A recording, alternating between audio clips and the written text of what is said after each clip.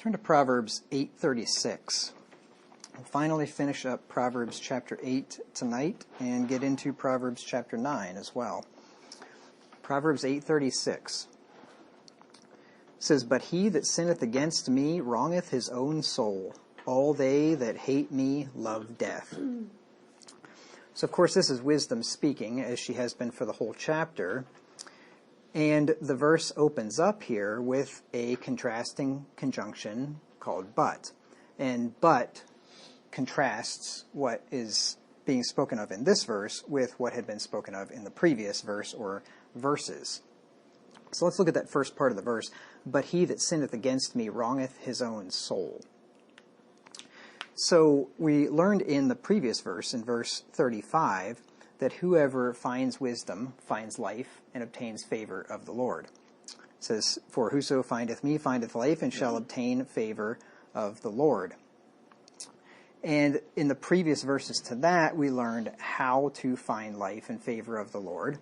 And that is by keeping wisdom's ways, hearing her instruction, not refusing it, watching and waiting for her. Verses 32 through 34. "Now therefore hearken unto me, O ye children, for blessed are they that keep my ways. Hear instruction and be wise, and refuse it not. Blessed is the man that heareth me daily, or that heareth me, watching daily at my gates, waiting at the posts of my doors." Now I've gone back to these previous verses because we need to get that information in front of us and then negate that information, because that's what but does. But negates that information, so we can find out what verse 36 is talking about by looking at the opposite of what these previous verses just said. So when it says, "But he that sinneth against me wrongeth his own soul," how do you sin against wisdom? You do the opposite of what was just said. Therefore, in the context, he that sins against wisdom doesn't keep her ways, refuses to hear her instruction, and pays no attention to her.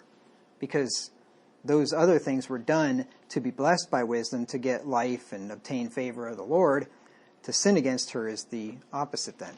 So in other words, the person that doesn't read their Bible, doesn't listen to the sermons, doesn't do anything that he learns from instruction, that type of person is sinning against wisdom and wronging his own soul. Now, who knows? Let me just ask you, what is sin? Can anybody give me a nice, succinct definition of sin? Transgression of the law. Right, that's all right. That's what it says in 1 John 3 and verse 4. You could say disobeying God, not doing what God says, things like that. But John defines sin for us with those very words. 1 John 3 and verse 4, "Whosoever committeth sin transgresseth also the law, for sin is the transgression of the law." I remember Ben Fritzl, before he died, sent me this video that somebody in his family had sent him of this clown megachurch preacher explaining to people what sin is, and going in all this detail about how sin is not viewing yourself the way that God views you, and all this stuff. And I thought, buddy, you just wasted a half an hour spewing forth nonsense and drivel, and one verse literally, like, it gives you a dictionary definition of what sin is, and it totally contradicts everything you just said. It was really quite amazing. But anyway, so that's what sin is, the transgression, or the going beyond the law. God says, don't do this, you go beyond that, you have transgressed it, so therefore you've sinned. And we know that wisdom is found in God's Word, right? Proverbs 2 and verse 6, it says, "For the Lord giveth wisdom, out of his mouth cometh knowledge and understanding. So therefore he who transgresses God's law sins against wisdom," because wisdom is found in God's law, and if you transgress God's law, you've sinned. How do you sin against wisdom? You transgress God's law, which is wisdom. Okay? Now, he that sins against wisdom not only wrongs her, but he wrongs his own soul. He wrongs himself.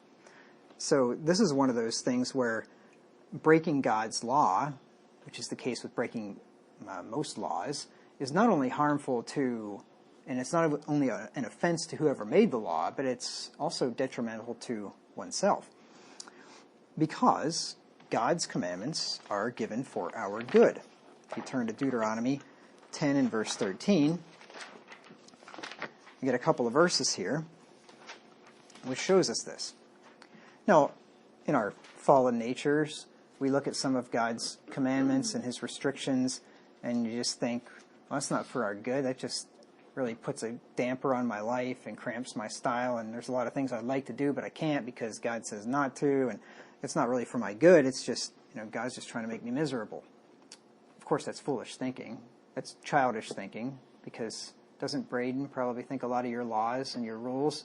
He probably thinks that they're just to make him miserable, right? Just because you're mean, right? Braden, do you think your parents make up rules just because they're mean? There's honesty for you. Of course he does. Yes. But someday Braden will realize, actually, Dad and Mom made these rules for my good because they cared about me and they didn't want me to do something that was going to hurt myself or mess up my life or cause me all kinds of trouble.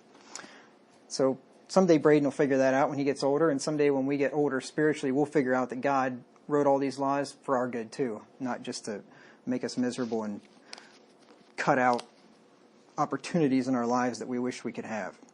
Deuteronomy 10 and verse 13 says, to keep the commandments of the Lord and his statutes, which I command thee this day for thy good. Not for my good. God doesn't say for my good. He says for thy good. I've commanded you these things for your own good. Look at Deuteronomy 6 and verse 24. So, this is fine for God to give us laws for our own good because he's a benevolent, omnipotent, omniscient creator, and he truly gives them to us for our good. I'm very wary of any other type of ruler that gives me laws for my own good, because usually they're for his own good or for somebody else's own good, not for my own good. And those are the most dangerous kind of tyrants, the ones that are doing it for your own good, because they can go to bed every night thinking that they are doing it for you, to help you, when they're really not. Anyway, Deuteronomy 6 and verse 24.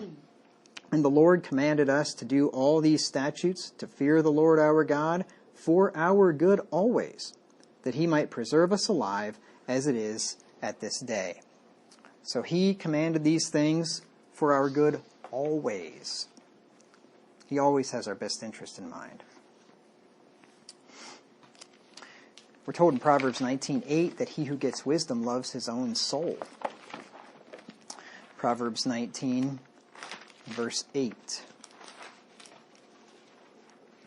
He that getteth wisdom loveth his own soul, but he that keepeth understanding shall find good. Isn't that interesting? God's law is for our good, and you keep understanding. You keep God's word. In other words, it'll be for your good. And if you're smart, you'll do it because it's you love yourself. You benefit yourself by doing that. But on the other hand, the person that despises instruction hates himself. He hates his own soul. Proverbs 15 and verse 32. He that refuseth instruction despiseth his own soul, but he that heareth reproof getteth understanding. So if we break God's commandments and sin against wisdom, we just end up harming ourselves, right? We're not really hurting, or we could hurt somebody else, but we ultimately end up hurting ourselves. We always hurt ourselves, and sometimes we hurt other people as well. We're told in Proverbs 13 and verse 15 that the way of transgressors is hard. Proverbs 13:15 says, good understanding giveth favor, but the way of transgressors is hard. And I've seen this with little people. I've seen this with big people that just look and shake my head and just think, boy, you just like to make your life hard. I've seen little kids that are just strong-willed, stubborn, obstinate, and they're just going to disobey, and they know they're going to get a beating, and they do it anyway. And it's just like, boy, you got a hard life in for you until you get that figured out. I've seen that one. People who don't live their lives according to the Bible make their lives hard. And then what do after that? Complain about it. They make decisions which make their life hard, and then they complain about it. Oh, I'm so tired. I'm so worn out. I've got so much to do. Well, it's because you're not ordering your life according to Scripture. You're doing a bunch of other stuff that you're not supposed to.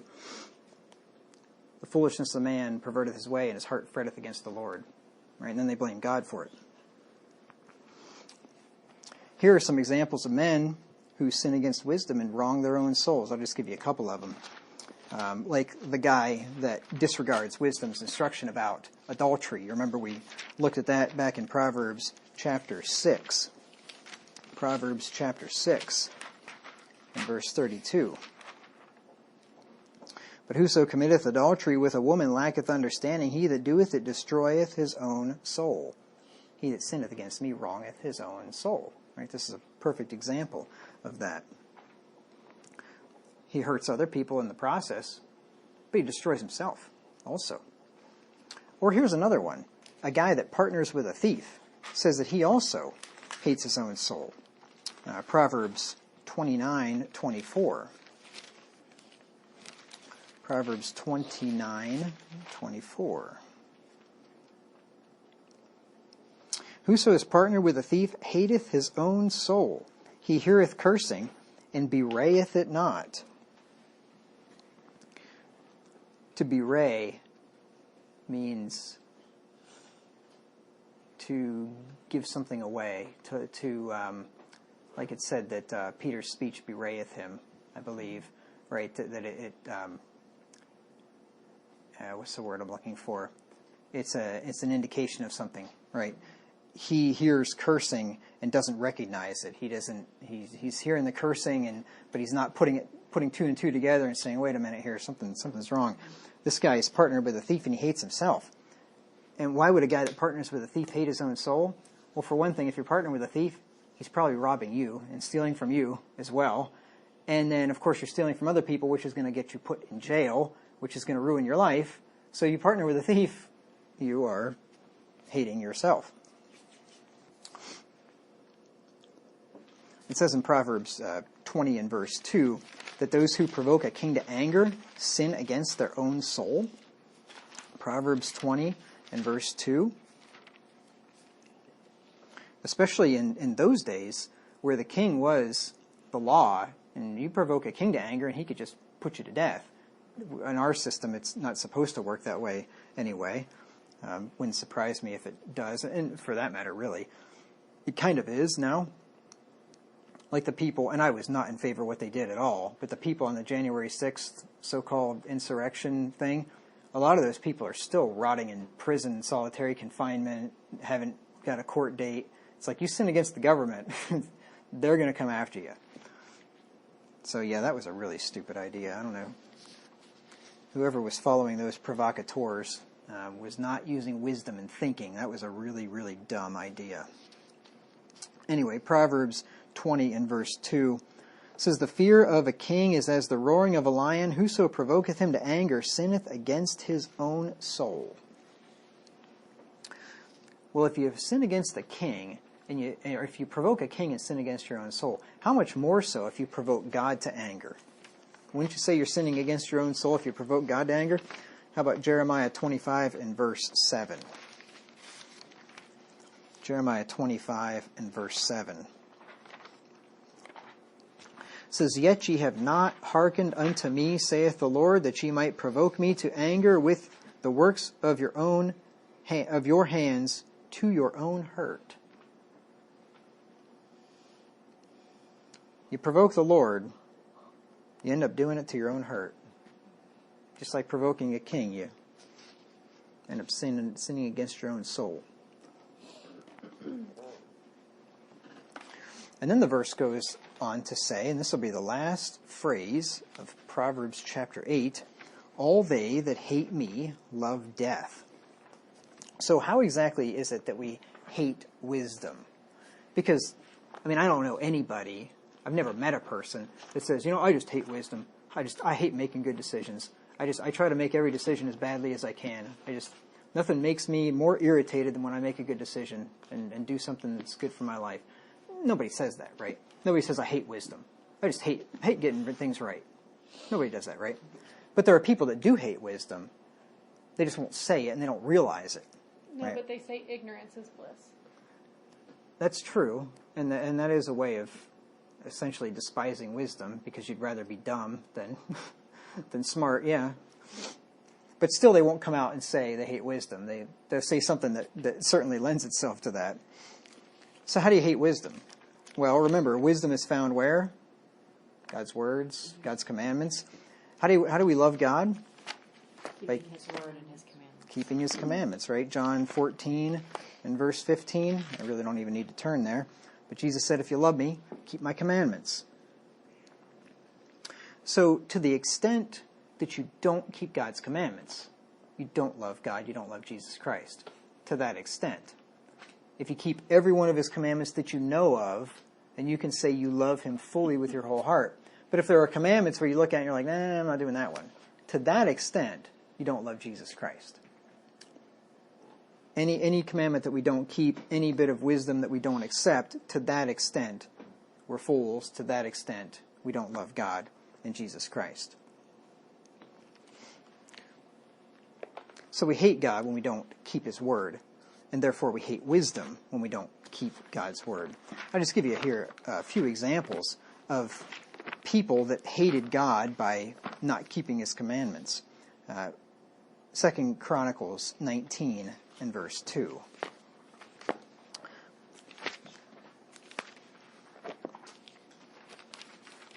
Second Chronicles 19 and verse 2. Now, most people won't admit to hating God either. There's a lot of people out there that hate God. I mean, every man does in his natural state, but there's a lot of people out there that actively hate God, but they won't admit it. Like atheists hate God, but of course they say there is no God.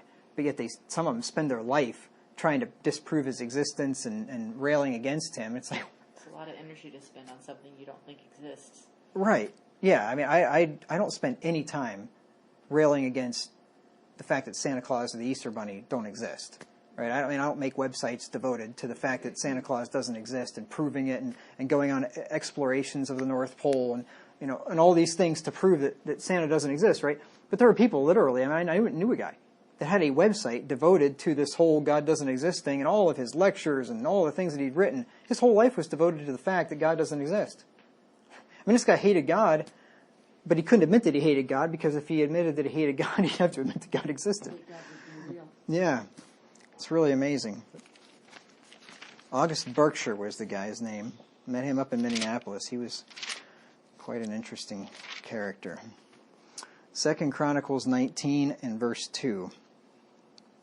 And Jehu, the son of Hanani the seer, went out to meet him, that is Jehoshaphat, the king of Judah, and said to King Jehoshaphat, shouldest thou help the ungodly, and love them that hate the Lord?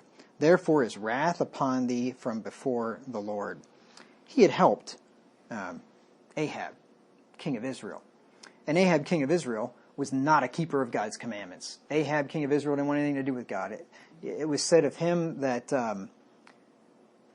he had sold himself to work wickedness. And then there was none like Ahab, that he had sold himself to work wickedness. So he had excelled all that had gone before him. I don't think he held that record, because as you go on through the kings, the things got worse and worse.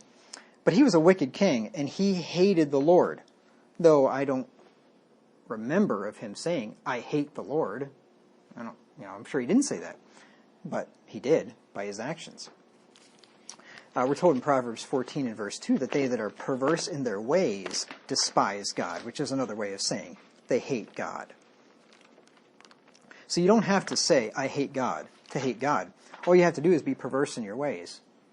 Just go out there and get drunk, get high, shack up with some woman, have some kids out of wedlock, steal from your boss at work, whatever. You're saying by your perverse ways that you hate the Lord. Proverbs 14 and verse 2. He that walketh in his uprightness feareth the Lord, but he that is perverse in his ways despiseth him. Or how about being perverse in your religious ways? How about being shown the truth and just rejecting it because I just don't want to believe it. I don't want to commit to that. I don't want to do that. I want to keep doing Christmas. I want to keep going to this church that I've always gone to. I want to go where the family goes. What are you doing? You're being perverse in your ways, in your religious ways, in your spiritual ways. And to that extent, you despise the Lord. And then you have people that just flat out speak out against the Lord and His Word, and they certainly hate Him. Psalm 139, verses 20 through 21. People like that hate God. And I hate people like that. And I say that without reservation. I don't say that I hate very many people, but I hate people that hate God, that speak out against God, that blaspheme God's name. I truly hate them with a perfect hatred. Just like David said. Psalm 139, verses 20 through 21 says, "For they speak against thee wickedly, and thine enemies take thy name in vain. Do not I hate them, O Lord, that hate thee? And am not I grieved with those that rise up against thee? I hate them with perfect hatred. I count them mine enemies." I don't hate my enemies, because we're supposed to love our enemies. I hate God's enemies, though. I really do. When I hear somebody intentionally using the Lord's name in vain, I'm not just talking about some good old boy idiot that just uses that language just because he just does. I don't like that. I despise that. But the person that uses the Lord's name in vain on purpose, I hate that person. I really do. I went to a meetup group in Minneapolis one time with some libertarian people, which politically we would have got along just fine. They found out I was a preacher, and I think most of them were atheists or something. And I know what they were doing. They wanted to get rid of me. And so, I think the second meeting that I went to, this guy, they made some comment, some derogatory comment about Christianity or Jesus or church or something. And then the one guy said, "Oh, praise Jebus." And he was calling Jesus Jebus. I hate that guy. I despise him. I didn't ever go back to that meeting again. I absolutely hate that.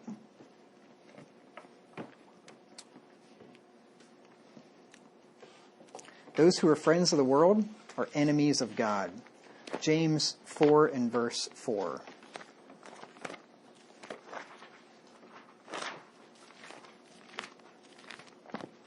James 4 and verse 4.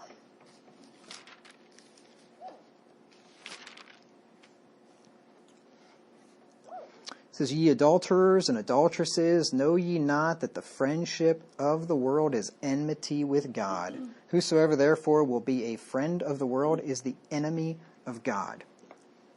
Well, if you're the enemy of somebody, doesn't that mean you hate them? I mean, typically enemies hate each other, right? So if you are a friend of this world, you are an enemy of God. That's why we got to be really careful how we cozy up to this world. I mean, you got to live in it. You got to be in it, but not of it. And it's hard to be in it and not of it. But you don't ever want to love it, and you don't ever want to give it the impression that you love it. And that can be a balancing act sometimes to do. Now, wisdom says, "All they that hate me love death." You know, we're told in Romans 6:23 that the wages of sin is death. Right? So it makes sense. If you hate wisdom by sinning against her, by not keeping God's commandments, and the wages of sin is death. So if you hate wisdom and you sin against her, obviously you must love death because you're doing what leads to death. Remember, sin is the transgression of the law, and wisdom is found in the law, Proverbs 2:6. So when men hate God by rebelling against wisdom, they have a death wish. And I'll give you a couple of examples of that. It says in Proverbs 21 and verse 6 that they who get treasures by a lying tongue seek death. Now, obviously, they're seeking treasure. They don't know they're seeking death, but what they're actually seeking is death. Proverbs 21 and verse 6. See, the Bible tells us what men are really doing, what they're really thinking. Men deceive themselves, and they say they are doing this, and they're really doing something else. The Bible cuts right through all the crap and shows us what's really in man, what man is really thinking, despite what he says, because people say all kinds of stuff. But the Bible shows us what's really going on in their head. Proverbs 21 and verse 6 says, "The getting of treasures by a lying tongue is a vanity tossed to and fro of them that seek death." I have a little note there, which I've had there for many, many years, which says neocons in the Iraq War. The getting of treasures by a lying tongue. They lied to get us in that war. Remember the whole weapons of mass destruction thing? Poor Colin Powell. I think he actually was a decent guy, but they roped him into that. He lied about it. And they got us into that war because of lies. And of course that war was about the getting of treasures. oil, control, power, whatever. I mean, even literal treasures. I don't know if this was done by obeying a command or not, but there were soldiers that went into these ancient museums in what used to be Babylon, because Babylon was not far from Baghdad, and stole all these ancient artifacts, pried them off the walls, and took all this stuff. I'm sure priceless stuff that was thousands of years old, and just pillaged it and took it. Just stole it. Getting of treasures by a lying tongue is a vanity tossed to and fro of them that seek death.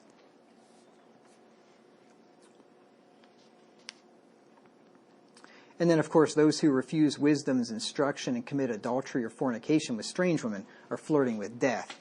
And I'll just quickly read these verses that we've seen before, just to show you examples of what wisdom is talking about here. People that hate her loving death. Proverbs 5:23. He shall die without instruction, in the greatness of his folly he shall go astray. This is the guy that doesn't stick with his own wife, and he goes into a strange woman. Proverbs 7 and verse 23. Till a dart strike through his liver, as a bird hasteth to the snare, and knoweth not that it is for his life. This is that young foolish man that went to the way of her house and committed adultery with that whore, or at least fornication. And then verses 26 and 27. For she hath cast down many wounded, yea, many strong men have been slain by her. Her house is the way to hell, going down to the chambers of death. All they that hate me love death. And that takes care of Proverbs chapter 8. Just a quick note at the end of the sermon. The most important thing a believer in Jesus Christ can do is to be a member of one of God's true churches. If you're not already a member of one, go to pastorwagner.com/churches to see if there is a true church or other believers of like faith near you. That's pastorwagner.com.